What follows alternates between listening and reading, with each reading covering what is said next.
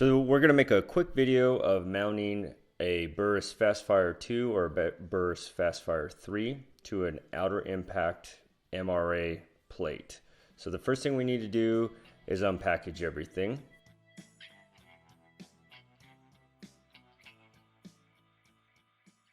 First off, we're going to take a look at all the different bags of screws.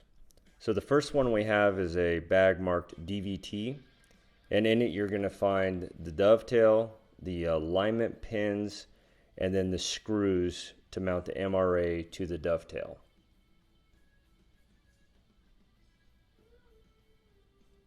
The next we'll have is a package of number 6 screws with 2 of them. And the next we see on here is a package of M4 screws, and then finally a package of M3 screws. Here we have a Burris Fast Fire III. We're going to be showing you how to mount a Burris Fast Fire III or Fast Fire II to an MRA plate.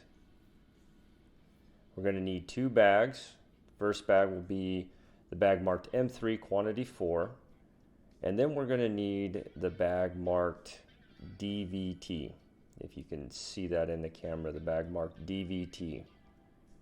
And then of course we're going to need our plate.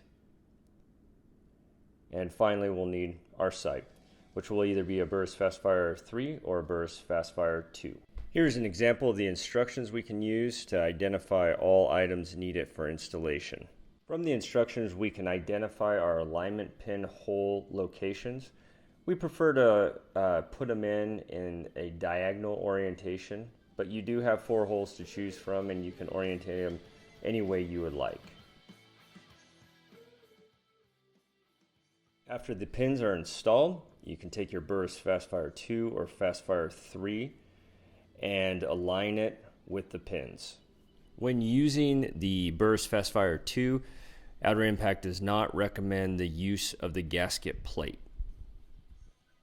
Next, we're going to select the appropriate screws for the Burris Fast Fire III. We're going to use the M3 by 8mm screw. So we'll take the screw, align it with the sight, and we want to torque it down to 12 inch-pounds. That's 12 inch-pounds, and that'll be upon final installation.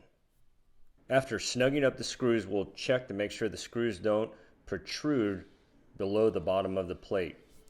And this is the reason that we do a test fit prior to mounting the MRA on the gun, just to make sure that there's no screws that are going to impact or scratch up your gun. If you're going to use the Burris Fast Fire II, you'll want to use the M3 by 6mm instead of the M3 by 8mm. We recommend using a liquid removable thread locker on all threaded surfaces upon final installation.